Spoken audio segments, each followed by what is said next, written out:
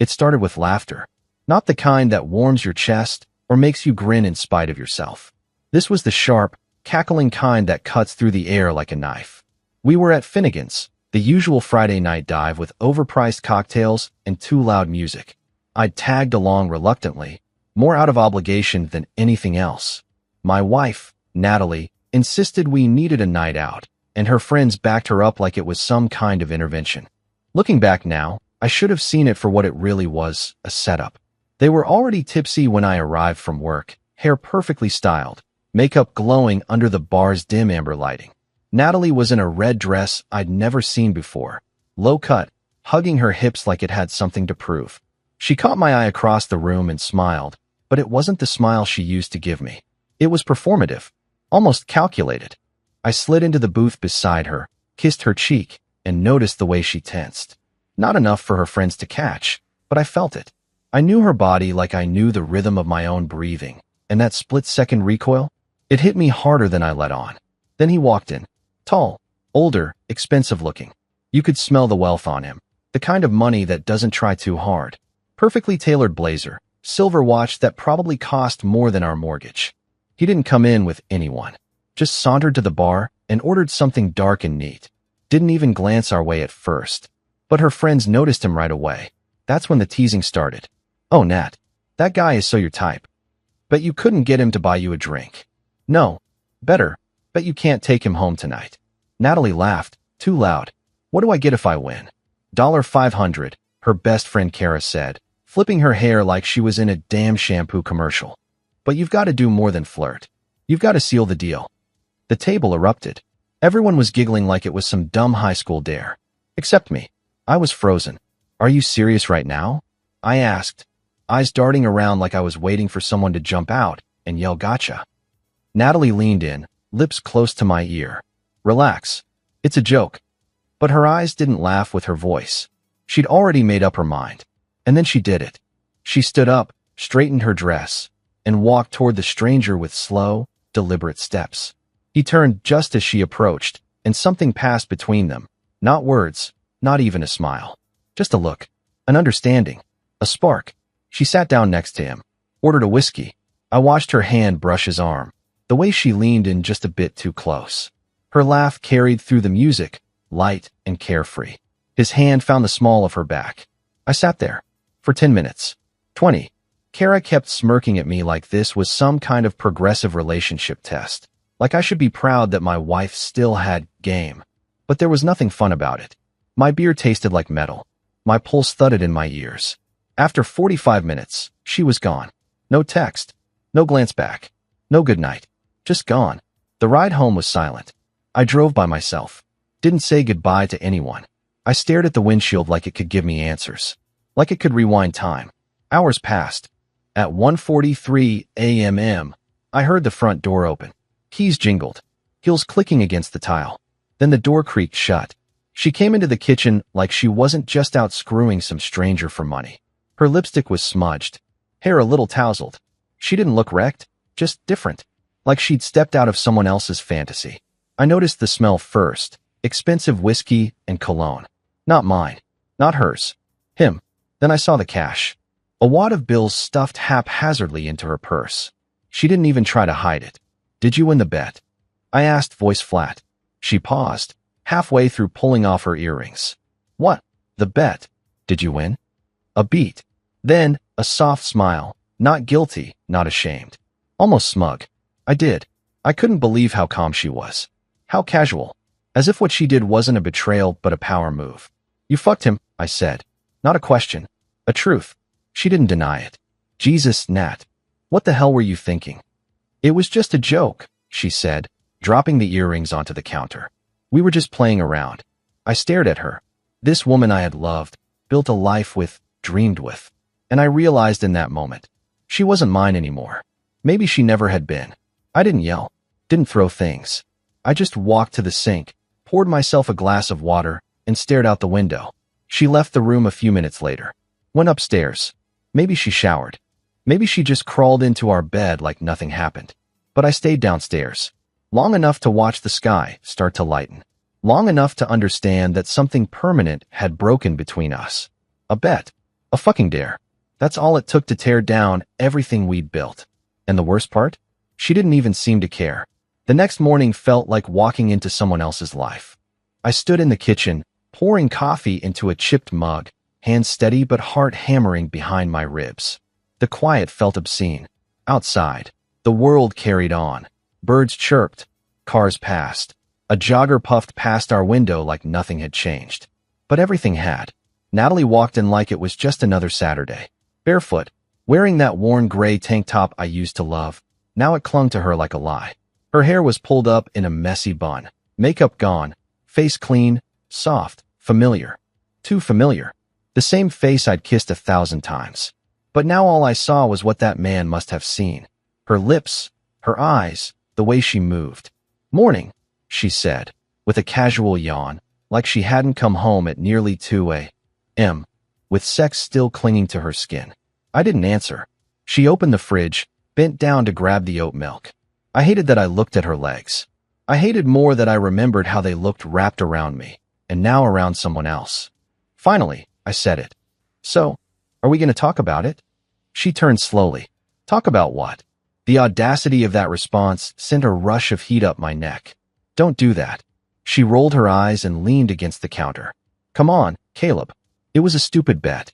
A dare. Kara was being an idiot and you fucked a stranger. Her mouth shut. I watched the denial form behind her eyes, then die before it reached her lips.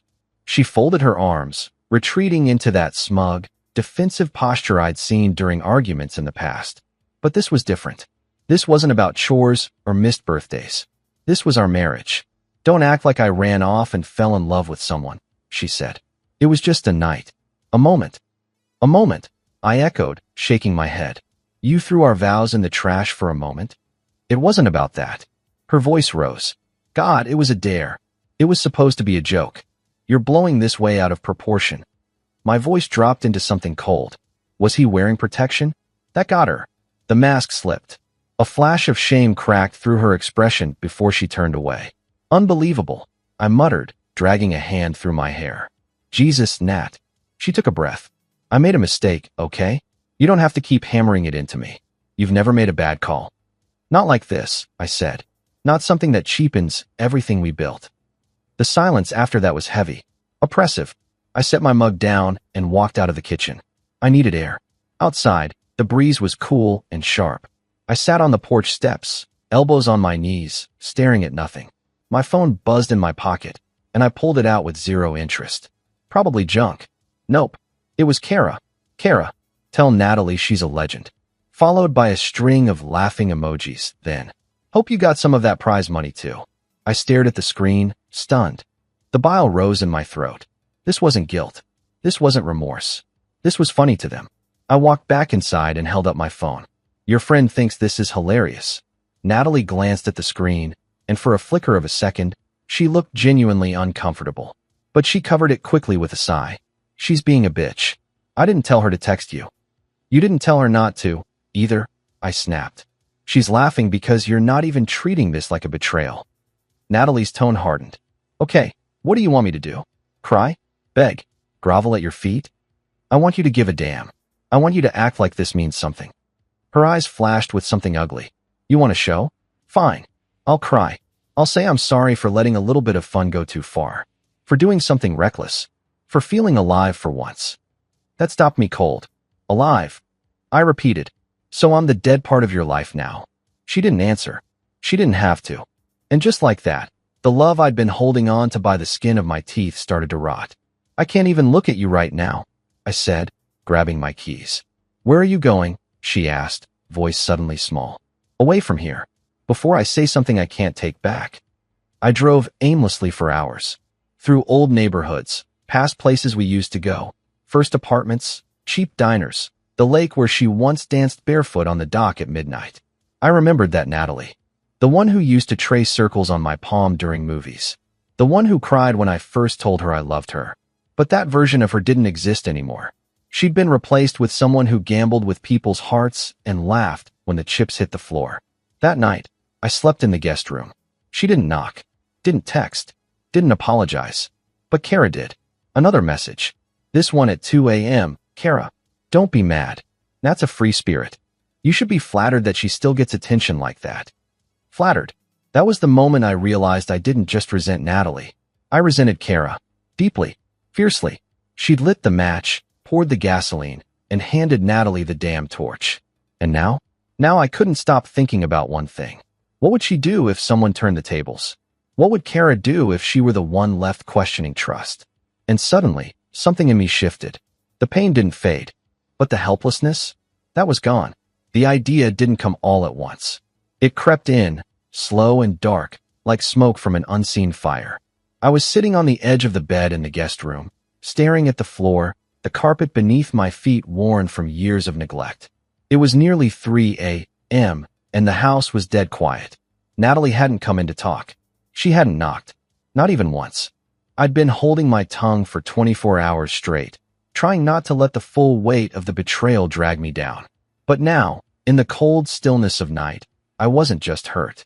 I was angry, and not the kind of angry that explodes in shouting matches or fists through walls. No, this was surgical, cold, controlled. A different kind of thought started taking root. A what if? What if I stopped being the wounded husband? What if I gave her, and Kara, a taste of their own twisted little game? Because that's what it was, wasn't it? A game. A dare. A drunken joke at my expense. A night of passion with a stranger, and my wife treated it like a scavenger hunt. And Kara? She had been the ringleader. Kara, with her flirty sarcasm and smug girls just want to have fun attitude. The one who lit the fuse and cheered when the bomb went off. She was the one who whispered in Natalie's ear and laughed as she walked off to find a stranger to screw. That was when the thought crystallized. If Natalie didn't care about loyalty, why should I? If they wanted a game, fine. I could play one of my own. But mine wouldn't be stupid or careless. Mine would be calculated, deliberate, cruel. I started small. The next time Kara came over, which happened to be just a few days later, I was calm, too calm. I sat in the living room pretending to scroll my phone as the two of them laughed in the kitchen, wine glasses clinking like nothing had happened. Natalie had recovered easily. She never even looked embarrassed when she mentioned that night, in vague terms. As if it were a funny memory she might scrapbook one day. Kara was in rare form, wearing that skin-tight green dress she loved, legs crossed at the knee, hair up in a messy bun that screamed effortless sexy. She tossed back her wine like it was oxygen. When Natalie got up to check something burning in the oven, Kara flopped down on the couch beside me with a dramatic sigh. "You holding up, Caleb?" she asked, grinning. I smiled. Just a hint. Just enough. "You're the one who started it, Kara," I said, raising an eyebrow. "You really think I'd take that lightly?" She laughed. "God, you're not still mad about that? It was a dare, Caleb. She won it. Be proud." Proud. That word again. These women were masters at twisting pain into punchlines. I leaned toward her, just slightly. Let my voice drop. "Just be careful what dares you throw around next time. You might not like how they end." She blinked, surprised. Then she laughed again, softer this time, and tilted her head. "Is that a threat?" she asked, biting her lip, playful but curious. I shrugged. "Let's call it a warning." She looked at me differently after that. Maybe it was the tone. Maybe it was the fact I hadn't snapped or lashed out. I was composed, confident, and that, I could tell, made her nervous. Or maybe it intrigued her. The same woman who threw my wife into the arms of a stranger suddenly looked at me like I might be the next bad decision worth making. And just like that, the seed was planted. That night, after Kara left, Natalie was in the bathroom brushing her teeth when I walked by the open door. She didn't look up. "You were quiet tonight," she said, voice muffled by toothpaste. "Just thinking," I replied. "About what?" I leaned against the doorframe. "About how easily people justify betrayal." She paused mid-brush, met my eyes in the mirror. But she didn't say a word. She just spit, rinsed, and walked past me. No apology. No regret. She left the bathroom light on behind her, and I just stood there in the reflection, wondering how many people knew what it felt like to look at someone they once loved and feel nothing but the urge to burn everything to the ground. Over the next few days, I kept myself cool, smiling, patient, a little quieter than usual, sure, but not cold. Not bitter. I made breakfast, cleaned the kitchen. I even kissed Natalie on the cheek before work like everything was fine. That's the trick with revenge. You don't serve it cold. You serve it invisible. I knew Kara's routines. She was at our house at least once a week. They went to the same yoga studio. They shared drinks, stories, secrets, and probably details about that night, which made what I was planning all the more satisfying. The irony of seducing the woman who dared my wife to cheat. It wasn't just revenge. It was justice. A few days later, Kara dropped by while Natalie was at work. She claimed she was returning a scarf, but we both knew that was bullshit. She lingered in the living room, complimented my shirt, asked if I'd been working out. I hadn't changed a damn thing. She was just looking differently now, seeing something she hadn't before. Confidence. Danger. I offered her a drink. She took it. We talked. And somewhere between, remember that bar night? And, you've always been kind of a mystery. Her legs tucked under her on the couch, and our eyes started holding just a little too long. I let my hand brush hers once. Just once. And when she didn't pull away, I knew I was in. This wasn't about falling for Kara. Hell no. This was war. And I had just fired my first shot. It was Kara's laugh that gave me the opening. We were at a small gathering a week after I brushed her hand on the couch. One of those casual Friday night things. Charcuterie boards, low music, friends who thought they still had energy after work, but were really just counting down until they could go home and crash. Natalie was mingling, drink in hand, seemingly oblivious to the tension threading through the room. Or maybe she just didn't care. That seemed to be her new specialty. Kara was in a black romper that looked like it had been sprayed onto her skin. Every man in the room looked at her, and she knew it. She always knew it. But this time, she was looking back at only one of them. Me. She stood near the patio doors, laughing with two of our mutual friends, Melissa and Aaron. Her laugh was loud, uninhibited, almost theatrical. That laugh was how she baited attention. Always had. But tonight, it was aimed at me. I gave her nothing for a moment. Just enough eye contact to stoke the fire. Then I excused myself from a conversation I wasn't even pretending to enjoy, made my way across the room, and stopped a few feet from her group. I waited until the conversation dipped, then leaned in slightly. I said, I still can't decide if you're a genius or a complete sociopath. Kara turned to me, eyes glittering. Only two options. You're no fun. Melissa and Aaron laughed awkwardly and peeled off, sensing something unspoken in the air between us. Now it was just the two of us. Kara tilted her head. Genius or sociopath?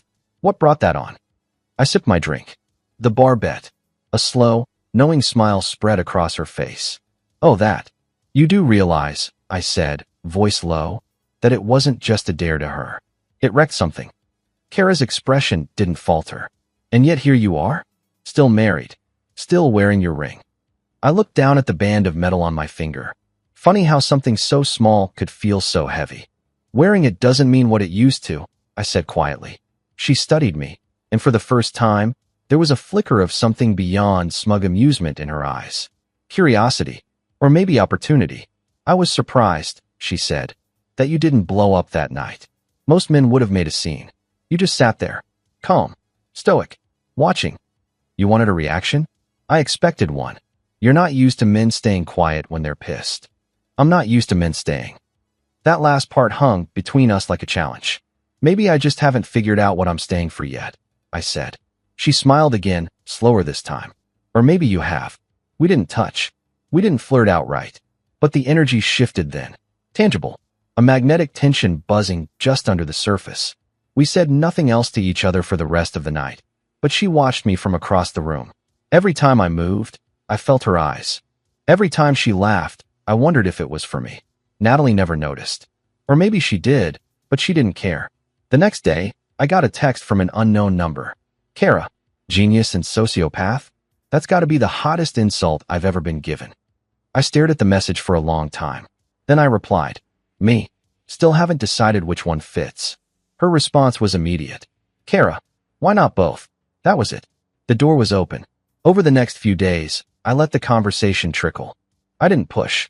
She initiated just as often as I did. It started with sarcastic comments and quick-witted jabs, but soon it shifted. Late-night messages, shared music, jokes about the past.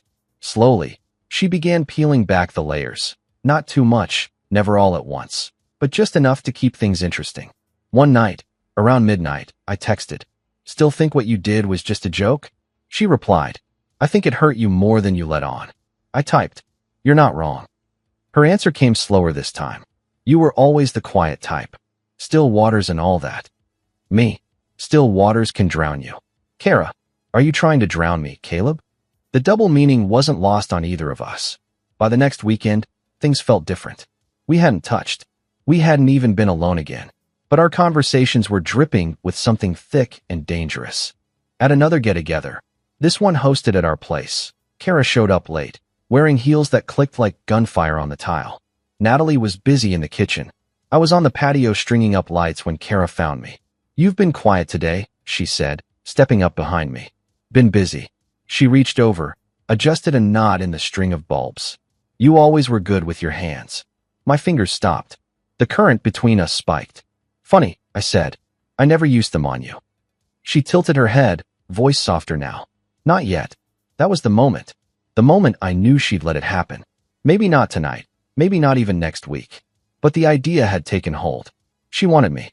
And she knew I knew. Natalie came out a few seconds later and called me in to grab more napkins. Kara turned and walked back inside like nothing happened. But her fingers had grazed my wrist when she passed me. Quick, deliberate, calculated. That night, after everyone had gone and Natalie was asleep upstairs, I sat on the couch in the dark, scrolling back through my messages with Kara.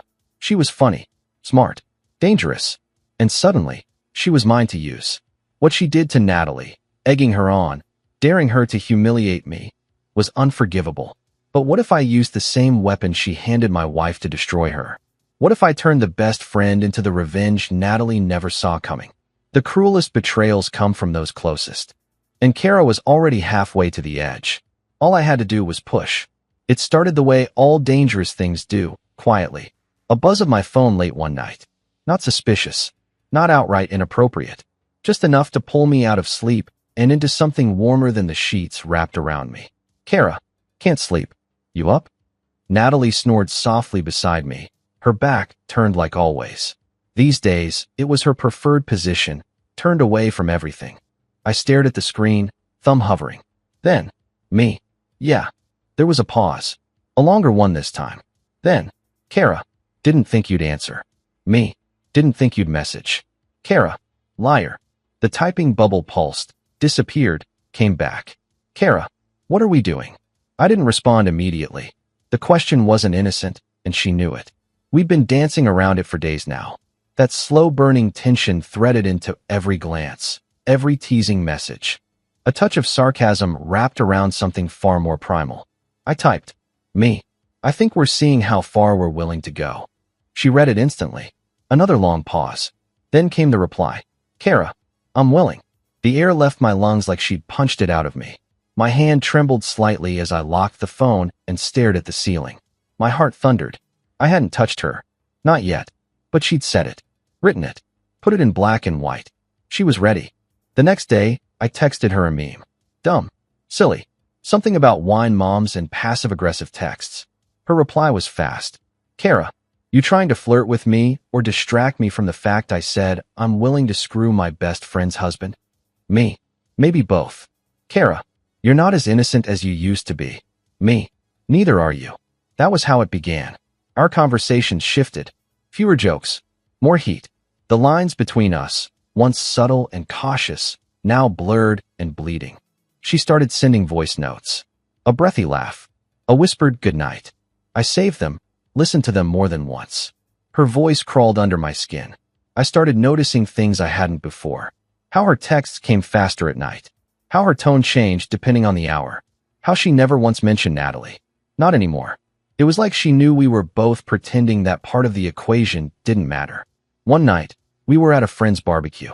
Natalie was off chatting with the hosts, a beer in hand, oblivious to the way Kara and I orbited closer with each passing hour. It wasn't physical, not yet, but she kept brushing her hair back behind her ear, exposing her neck like a deliberate act. She licked the salt from the rim of her margarita with slow precision. And every so often, she looked at me, long unapologetic. I finally caught her alone near the side fence, under the soft glow of patio string lights. Enjoying yourself? I asked. She leaned back against the wood, smile wicked. You look like a man dying of thirst in a room full of ice. You always talk like that. Only when someone's paying attention. I stepped closer, not touching, but just enough to make her breath hitch. Her gaze flicked down to my mouth, then back up. Still waters, she whispered. What? Still waters can drown you. She was quoting me. From our messages. I didn't smile. I didn't speak. I just let the tension bloom between us. And then I leaned in. Not to kiss her, not yet, but just enough to brush her ear with my voice. Tell me something, Kara. Anything. When you dared Natalie to sleep with that guy, did you know it would break us? She swallowed. Her eyes softened for the first time. I didn't think it would matter. And now I want to be the one you break her with. I didn't move, didn't flinch, but in that moment, I knew she was mine. Not in some sappy romantic way. Not love. Power. She was excited by the wrongness of it. The thrill. The danger of stepping where she shouldn't. She wanted to be wanted, especially by the one man she wasn't allowed to have. And I wanted to hurt Natalie in a way that words and fights and silence never could. I wanted her to see it when it happened. After the barbecue, Kara and I didn't speak the rest of the night. But her texts hit harder the next morning. Kara, you smelled like cedar and regret last night. Me, you looked like temptation wrapped in sin. Kara, you ever going to kiss me? Me, not yet. She sent back a single emoji, a flame. The flirting turned bolder. One day she sent me a photo, just her legs, bare, stretched out across her sofa. A glass of wine resting on her thigh. Not explicit, not even scandalous, but intimate, intentional. Kara, wish you were here. I replied. Me, wish your legs were wrapped around me. She waited longer that time. Then, Kara, they will be. I started walking around the house differently, confident, lighter. Natalie noticed, but she mistook it for forgiveness. You seem better, she said one night, crawling into bed beside me, her voice soft. Yeah, I replied. I am. She smiled and turned over, satisfied. She had no idea it was another woman who was making me sleep easier. The messages continued. Late nights, early mornings, midday breaks when she'd sneak to the bathroom at work just to tell me she was thinking about me. The game escalated with every text. Until one night, she sent a voice message. Just a whisper. I touch myself when I read your messages. I played it 3 times. And I didn't text back. That night, I lay in bed next to my wife, the woman who had gambled our entire marriage on a joke, and I imagined her best friend in my arms instead. I imagined pulling Kara's body against mine, gripping her hips, whispering in her ear, you started this. And finally, I'm finishing it. She wore red again. Not the deep, sultry red Natalie had flaunted the night she walked into that stranger's arms, but something brighter, sharper. Kara always understood the power of visual signals. Her dress at this particular gathering was short, with a plunging neckline and a slit high enough to whisper promises no one else was supposed to hear. Except me. It was a small party, just 8 or 9 of us. Friends, drinks, low music, and that subtle tension that only I could really feel. Natalie had dragged me there, claiming we should make an effort to be social again. That alone was ironic enough to keep me from saying no. She wore her familiar false smile all evening, talking about weekend hikes and podcast recommendations like our marriage hadn't been fractured by betrayal. But Kara? Kara barely looked at Natalie all night. Her attention flickered, always back to me. I caught her in the hallway leading to the bathroom.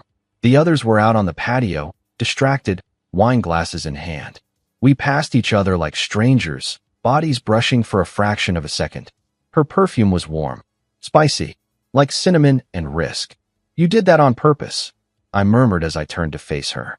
She paused. Did what? The dress. The hallway. She stepped back, hands behind her, her spine pressing into the wall. You really think I plan everything? I think you don't do anything without knowing exactly what effect it'll have. She smiled, one side of her mouth curling. And what effect am I having right now? My hand reached up without thought, brushing a strand of hair behind her ear. My fingertips lingered on her cheek. She didn't flinch. Careful, she whispered. That's the point, I said. The moment hung there, heat pressing between us, mouths just inches apart. But I didn't kiss her. I didn't need to. Her eyes told me she felt it too. We were balancing on the edge of a blade. Later that night, after we got home, Natalie curled up on the couch, her feet in my lap like nothing had happened. Like we were some perfect couple rebuilding something worth salvaging. She laughed at a rerun of a show we'd already seen. I played my part, until my phone buzzed. Kara, did your wife notice your hand on my waist in the hallway? I paused. My pulse jumped. Me. No. She's not paying attention to anything anymore. Kara, then maybe we can stop pretending. That message stayed on my screen for the rest of the night. I didn't reply. Not immediately, but I felt it under my skin. She was ready, and I was already halfway there. The next afternoon, she came over. Said she left something at our place during the party. Earrings, maybe, or a charger. I don't even remember the excuse. She knocked on the door at 3:14 p.m. Natalie was out with friends. The kids were with their dad. The house was quiet. Dangerously so. She stepped inside like she lived here, brushing past me. I let the door shut slowly behind us. You didn't really forget anything, I said. She turned to me, eyebrows raised. Nope. You just wanted to see if I'd let you in. Her smile was almost smug. And you did.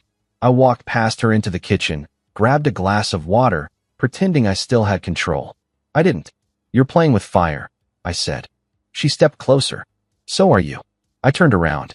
Our eyes locked. And for the first time, I let myself take a real look at her. The woman who had dared my wife to cheat, who was now becoming my accomplice in a revenge fantasy that was starting to feel all too real. Her voice dropped. Tell me something. What? If I kissed you right now, would you stop me? I didn't answer. She stepped closer. I didn't move. But just before her lips could meet mine, I tilted my head, just slightly, and whispered in her ear instead. Not yet. She exhaled, frustrated and thrilled all at once. You're going to make me work for it? She asked. I want you to want it first, I said. More than you've ever wanted anything. Her hand found my chest, fingertips tracing over my shirt, feeling the rhythm of my heart. I already do, she said. But still, I didn't kiss her. I wanted her to burn for it. That night, Natalie made pasta. She sang along with the music playing on her phone, carefree, content, pretending the pieces hadn't shifted while she wasn't looking. You've been good lately, she said, sipping wine. Different. Different how? She shrugged. More confident. I met her eyes and smiled faintly. Must be the company I've been keeping. She didn't catch it. Or maybe she did and chose to ignore it. The thing about betrayal is, once you cross the line, every glance, every silence, every moment becomes a potential confession. And Natalie? She'd long since stopped listening for mine. Kara and I kept circling. At another group outing a few days later, I walked past her and brushed my fingers against her lower back, just once. Not enough for anyone else to notice. But her skin shivered under my touch. Later that night, she texted me. Kara, don't touch me like that in public. I almost lost it. Me. You didn't say stop. Kara, I never will. It was official. The game had begun. We weren't just flirting now. We were conspiring. Natalie, meanwhile, seemed blissfully unaware. She was more affectionate lately, like she believed things were healing, like our old rhythm was returning. She didn't realize that every time she kissed me, I was thinking about her best friend's breath in my ear. That every time she touched me, I remembered how Kara's skin felt under my palm. This wasn't just about sex anymore. It was about power, control, payback. And I wasn't stopping until I'd taken everything from the woman who laughed while she destroyed me, especially her best friend. It finally happened on a Thursday. A quiet, forgettable Thursday, the kind of day where nothing should change. But everything did. Natalie had left early that morning for a yoga retreat upstate. 2 days. Just her, a few women, and the false belief that stretching and breathing deeply could erase infidelity. I didn't argue when she brought it up. I encouraged it. It gave me the space I'd been waiting for. I told myself this wasn't about lust. That it wasn't about Kara, either, not really. This was about symmetry. Justice. Natalie had crossed the line and laughed about it. I was going to cross it, too, but I'd make sure the bruise it left would last far longer than hers ever did. I invited Kara over with the thinnest excuse. I told her I needed help rearranging the upstairs guest room. She said yes without hesitation. No emoji. No teasing. Just, what time? That was when I knew she wanted it just as badly as I did. She arrived just after noon, wearing a white button-down shirt tied at the waist and tight denim shorts that should have been illegal. Her legs stretched endlessly beneath her, and her sunglasses hung low on her nose, eyes already locked on mine. She didn't bring a bag. No water. Nothing for actual help. Because we both knew there was no furniture getting moved today. Where do you want me? She asked. I closed the door behind her, turned the lock with a slow click. I think you already know. Her gaze didn't waver. So this is it, huh?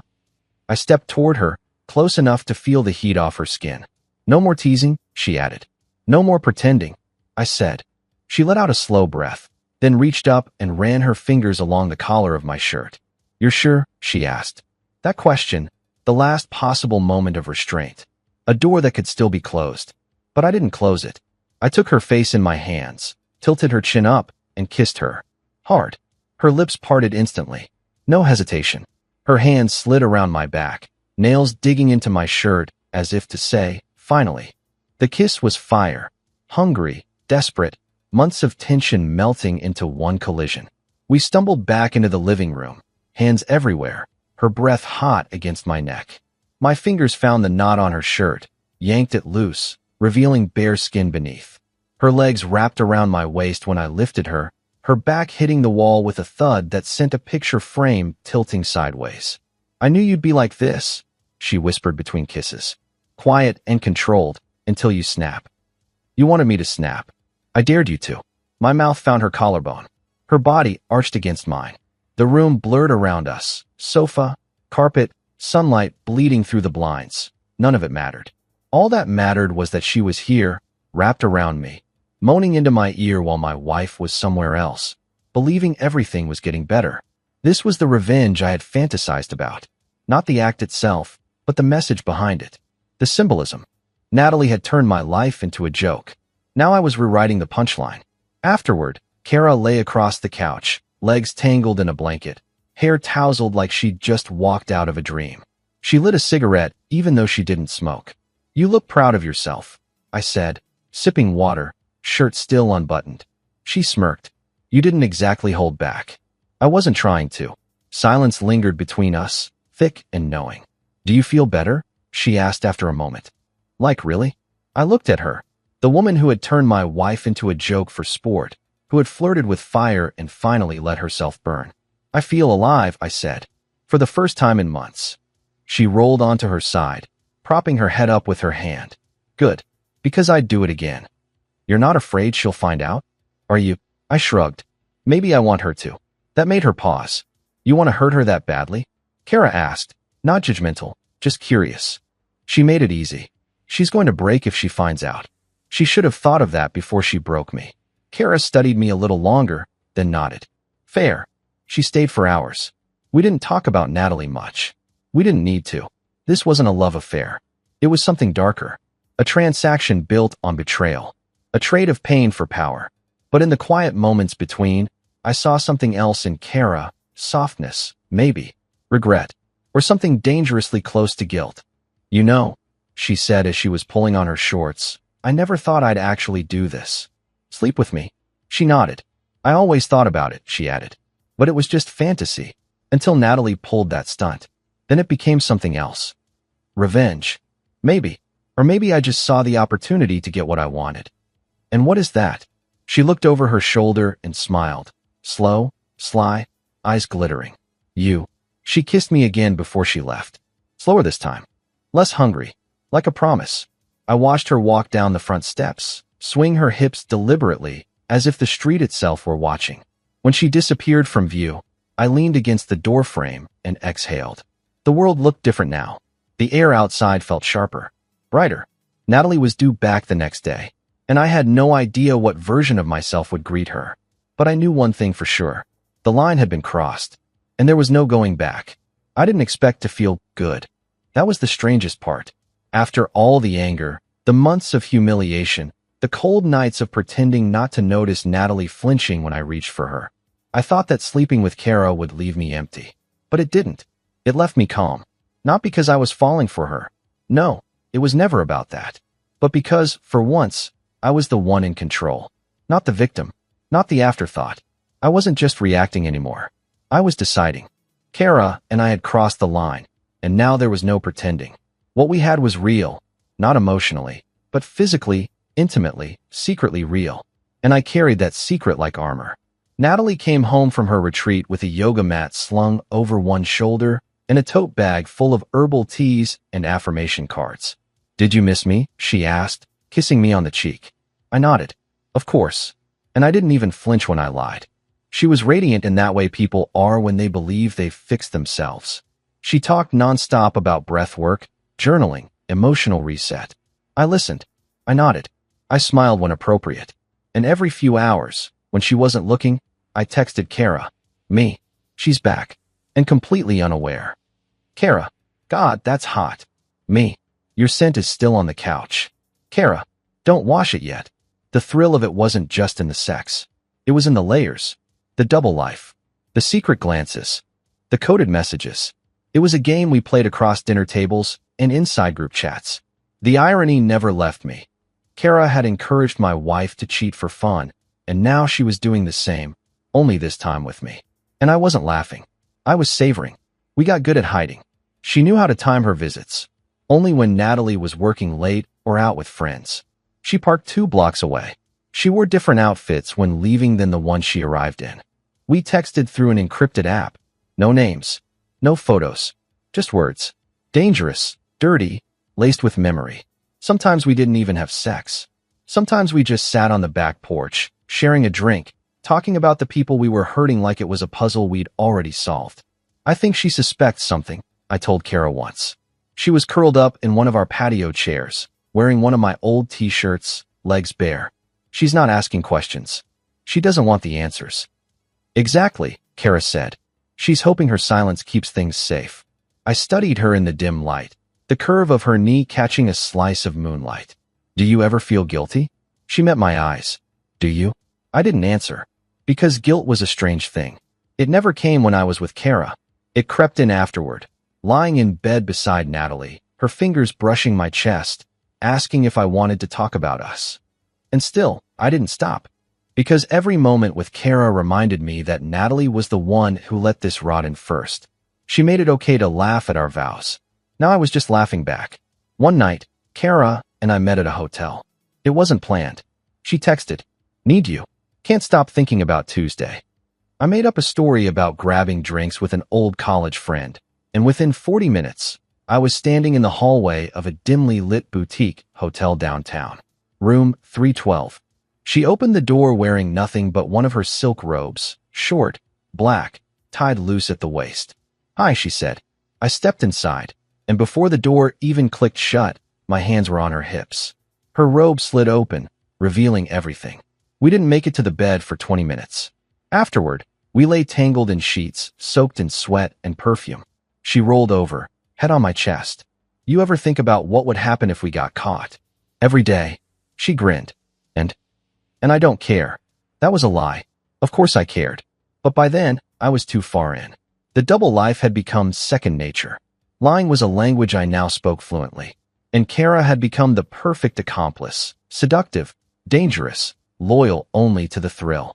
We started seeing each other more. Natalie noticed. She started asking odd questions. "Why do you keep smiling at your phone? Who were you texting during dinner? Why did Kara text you a thumbs up emoji at 1 a.m.? The cracks were forming. But I played dumb. I said Kara was just being her usual flirty, unfiltered self. That she messaged everyone like that. That she was Natalie's friend, not mine. And for a little while longer, she believed it. Kara loved the deception. She'd say things like, "We're in a movie," or "Do you think she has any idea what I whispered to you at brunch?" And I'd laugh, because it was so absurd.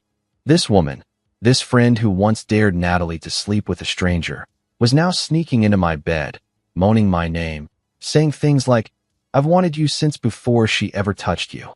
And part of me believed it. Or maybe I just wanted to. One afternoon, while Natalie was in the shower, her phone buzzed on the counter. Kara's name lit up the screen. The message preview showed just one word. Missed. I froze. Natalie didn't see it. But I felt the jolt run down my spine. It was the first time I realized. Kara wasn't just playing anymore. She was slipping. Later that night, I messaged Kara. "Me. Careful. She almost saw your text." Kara. "Maybe I wanted her to." Me. "You trying to blow this up?" Kara.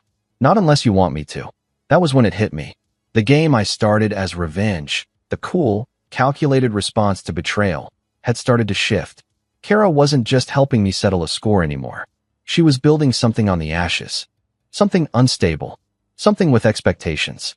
The double life was cracking, and we were all about to fall through. It was bound to happen.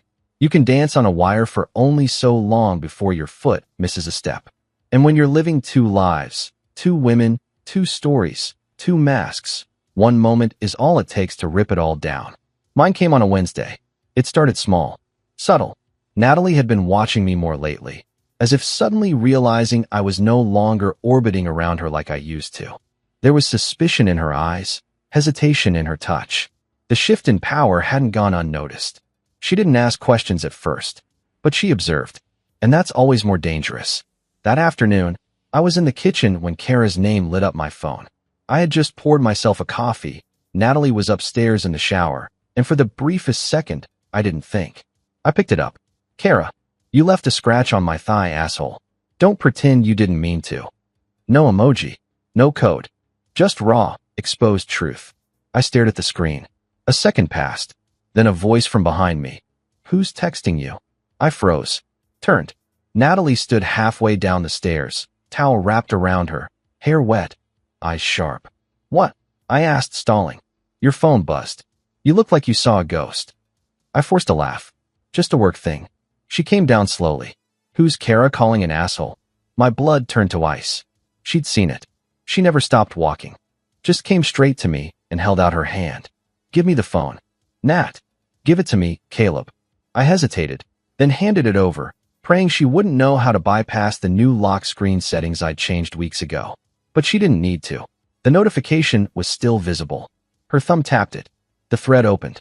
I watched her face go blank as her eyes moved line by line down the screen. Breath by breath, her world unraveled. Her hand lowered slowly, like she didn't even feel the weight of the phone anymore. You and Kara? I didn't speak. There was nothing to say. Her expression wasn't anger. Not yet. It was disbelief. A stunned, hollow silence that felt somehow louder than yelling. She backed away a step. Then another. Her mouth opened, but no words came. Then, suddenly, she threw the phone. Hard. It hit the fridge and shattered against the tile. You bastard, she screamed, the silence gone in an instant. I stepped forward. Natalie. How long? Her voice was shaking now, raw and high. How long? I held her gaze. Does it matter? That did it. She slapped me. Hard. You lied to me. I didn't flinch. You dared me to sleep with a stranger, and you thought I'd just forget that? I said, voice low, steady. You thought I'd just move on while you laughed about it with your best friend? She was crying now, mascara bleeding into the corners of her eyes. It was a mistake, she whispered. No, I said. It was a choice. You made it. In front of me. And she pushed you into it. She stared at me like she didn't recognize the man standing there. You did this to get back at me? I didn't answer. Say it, she said, fists clenched. Say it. I wanted you to feel what I felt, I said. She sank onto a stool, like the weight of the room had finally crushed her. And Kara? She asked, barely audible. She knew what that would do to me.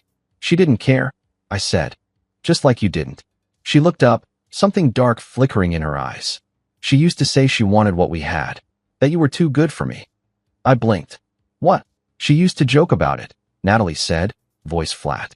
When we were drunk. When we'd fight. She always had something to say about you. I just never thought. She trailed off. I knew then that the betrayal cut deeper than I intended. It wasn't just me. It was her too. Kara had played both sides, and now Natalie was seeing that clearly for the first time. She stood up, slowly. I want you out, she said. Nat, get your shit. I don't care where you go, but you're not sleeping in this house tonight. The calm in her voice was scarier than the screaming. I nodded once. Then I walked past her, grabbed my keys, my coat, and the overnight bag I hadn't even realized I'd packed mentally days ago. I didn't go far. I didn't go to Kara's either. I checked into a hotel across town. Clean, quiet, impersonal. I stared at the ceiling for an hour, the silence ringing in my ears. Then the phone buzzed. Kara, is it done? I didn't reply. Another message came. Kara, did she find out? Then, Kara, Caleb, talk to me. I stared at her name for a long time before responding. Me. She knows. A pause. Then, Kara, what do you want me to do? I didn't answer. Because I didn't know. That night, I sat at the edge of the bed and realized something I hadn't expected. Winning didn't feel the way I thought it would. I had hurt her. I had burned her. But in the ashes, all I could see were the ghosts of what we used to be. And the woman I used to love was crying in our kitchen, alone, because I had become exactly what she accused me of. Cold, calculated, cruel. But maybe that's what betrayal does. It changes your shape. The next morning, I woke to another message from Kara. Kara, I'm not sorry. Then, Kara, she had it coming. And for the first time since this all began, I felt something new toward Kara. Disgust. The house looked different when I returned. Not physically. Nothing had moved. The furniture was still arranged the same way. The scent of Natalie's eucalyptus candles still hung faintly in the air. But something was off. The energy. The silence. Like the walls themselves knew the truth now and were choosing sides. Natalie was in the kitchen again, but she didn't look up when I walked in. I'd come back to talk. Not to fix things. I knew we were past that. But to say the things I hadn't let myself say before. The hotel room had given me too much time to think. About the choices. The consequences. The versions of myself I'd buried under months of resentment. I just came to talk, I said, voice low. She didn't move. I'm not staying. She turned around slowly. Her eyes were red, but dry. And there was something eerie in her stillness. Like a lake right before a storm hits. I know everything, she said. I blinked. What? Her lips tightened. She told me. I stared at her. Kara. Natalie nodded. She came here. Last night. My heart kicked. She told me it started before the retreat. She continued. She said you kissed her first. Said you sent the first message. That you planned all of it. That you were just using her to hurt me. That last part wasn't entirely wrong. But hearing it said like that, blunt, raw, made something twist inside my chest. I didn't plan all of it, I said. She was willing. More than willing. Natalie laughed, bitter and sharp. Of course she was. She always wanted you. Then why are you mad at me? Because I was stupid, she spat. I thought I could cheat once, one night, and we could move past it. I thought we could fix it. But you? You didn't want to fix anything. I stepped forward. You're right. I didn't. Not after that night. Her eyes snapped to mine. Then why stay? Why pretend? Because I wanted you to feel it, I said. What it's like to watch the person you love walk away with someone else. What it's like to choke on silence. To smile through rage. To sleep next to someone you can't even look at. She turned away from me, gripping the edge of the counter. I said I was sorry. You never meant it. She spun back toward me. And Kara? Did she mean it when she sent you photos from our girls' nights? When she laughed about fooling me? About screwing me over just to get a taste of what I had? I blinked. What are you talking about? She didn't tell you? Tell me what? She's been taking photos of us. You and me. The house. My texts. She's been feeding them to her sister, the one who runs that stupid blog about relationships and red flags. Natalie's voice cracked. Kara's been documenting us. Like we're some case study. I didn't believe it. Not fully. Until Natalie opened her phone, pulled up the blog, and showed me a photo. Me, sitting on our back deck, sipping coffee. Natalie's hand on my knee. The caption read, "When you know he's thinking about someone else." Below it, a quote. Cheating isn't always physical. Sometimes it's just watching your best friend's husband avoid his wife like she's a chore. I felt sick. She said it was revenge, Natalie whispered. Said she deserved you more than I ever did. She said that. Word for word. I turned away, pacing. My skin felt too tight. This had never just been about me and Natalie. Kara had been playing her own game all along. And I'd fallen right into it. She wanted to win, Natalie said behind me. She didn't care who got crushed. I shook my head slowly. She told me she hated what you did. That she only got involved because she could, Natalie snapped. You were never the point, Caleb. We were. You and me. Our life. Our story. She wanted to ruin it. Wanted to prove she could. I sat down, breath shallow. She said she loved me. I muttered. Natalie gave a hollow laugh. She loved destroying things. You were just the easiest one to reach. The next day, Kara messaged me. Kara, she told you, didn't she? I didn't respond. Another came. Kara, I didn't lie. Not really. You and I, we had something real. Still, I said nothing. She sent a photo. Her, sitting on my side of the bed, the sheets tangled around her hips. Hair messy. Eyes wide. Kara, you gonna ghost me now? After everything? I stared at the screen for a long time. Then I typed. Me. You said you wanted to win. Congrats. Kara, don't do this. Caleb, I blocked her. Natalie didn't ask me to stay. She didn't ask me to leave, either. We just existed. Separately. Silently. For a few more days. Every movement in the house was quiet, measured. We passed each other like ghosts. On the third day, she came into the living room while I was packing a suitcase. She didn't sit. She didn't yell. She just asked, "Did you ever love me after what I did?" I looked at her, the woman I once wanted to grow old with. The woman who shattered me for a dare. And despite everything, the answer came out painfully honest. Yes, I said, but it wasn't the same kind of love after that night. She nodded. Then she turned and walked away. Later that night, as I stood by the front door, suitcase in hand, Natalie appeared again. "I don't hate you," she said. "Same," I replied. "But I hope you don't think this makes us even." I smiled faintly. "No, I think it makes us ruined." She didn't cry. Neither did I. I walked out without looking back. It all started with a bet. A stupid, drunken, impulsive bet made in a loud bar with too many lights and not enough decency. One moment, I was watching my wife smile at me over the rim of her cocktail, and the next, I was watching her walk across the room to a stranger, a tall man in a sharp suit, with the kind of sway in her hips that once belonged only to me. She left with him. She came back reeking of whiskey, smug satisfaction, and something else I couldn't name. Something guilty. And when I asked her what the hell she thought she was doing, she just laughed and said, "It was just a dare." A dare. One stupid joke. And now, months later, the joke was over. So was the marriage. And I wasn't laughing anymore. I stood outside the bar again, the same one where it all began. It hadn't changed.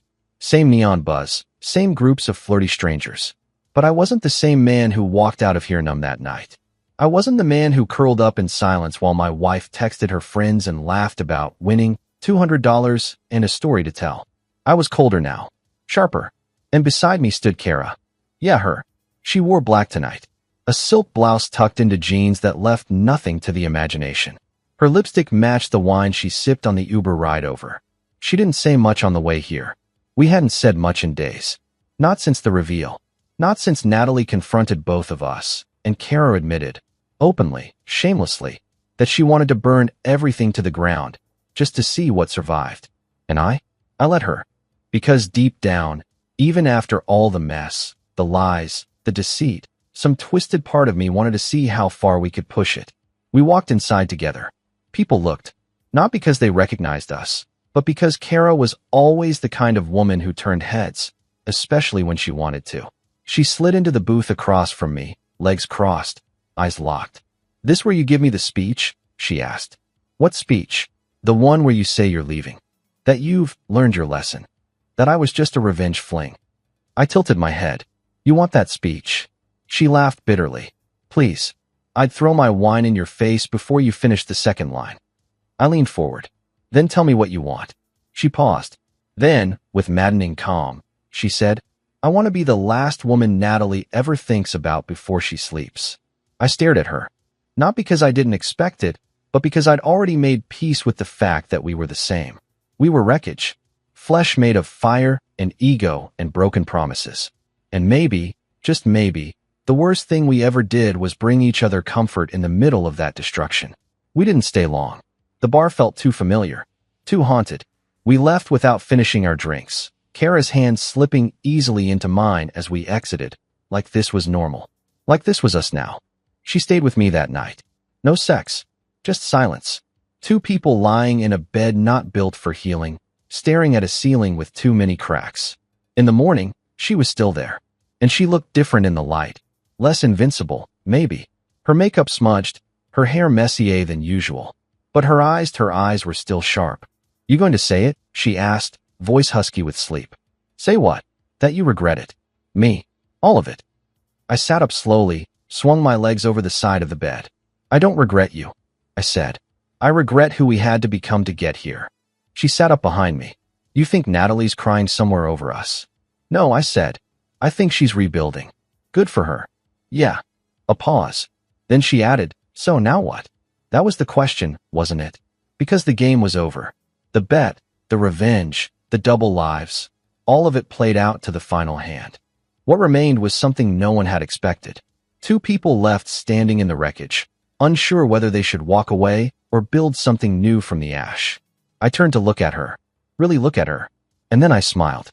We leave town. She blinked. What? New place. Clean slate. No Natalie. No ghosts. She stared at me like she was trying to decide if I was serious. Are you running from her? She asked. Or toward me?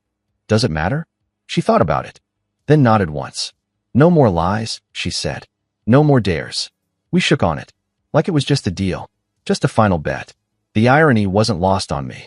Natalie started all of this trying to prove a point, that she could be wild again, reckless, desired, that she still had control. She gambled our marriage for a laugh. And now? Now I was walking away with her best friend, suitcase in one hand, middle finger raised in the other. Funny thing about bets. Sometimes the house wins. And this time, the house was me.